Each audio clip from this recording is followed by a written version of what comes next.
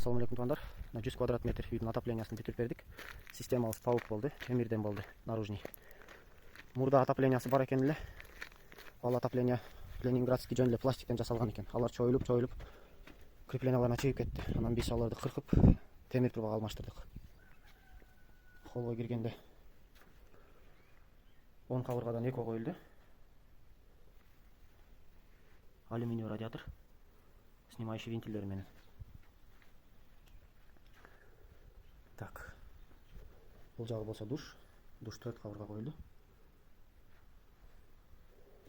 Бул жагы кухня. Кухняга 10 кабыргадан бири коюлду.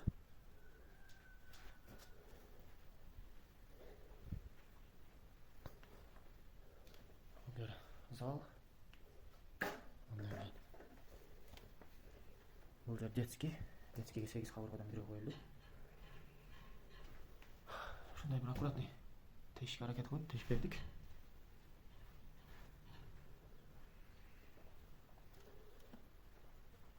Бул жерде дагы бир комната бар. Бул спальный, взрослый спальный. Бул жерде аз адамдар уктап атат экен. Кирип эле коелу. Мына сиздерге печка жакты дагы көрсөтөбүз. Котел болсо үйдүн капталында жайгашкан. Мурунку эле котельный ол алмашкан деле жок, ордунда эле турат. Биз кичине болгон переделка жасап бердик.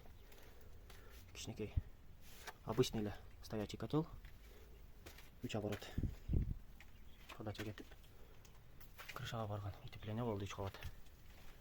Анан биз мындай насосторду коюп бердик, фильтр менен. Насос өчкөндө автоматический самотек болуп иштей берет. Свет жангандан кийин кайрадан насос менен иштей берет. Ошо котелду жылдырганыбыз деле жок. Ордунда эле калды. Эгер сиздерге дагы биздин кызматтарыбыз керек боло турган болсо, анда төмөнкү номерлерге чала бересиздер.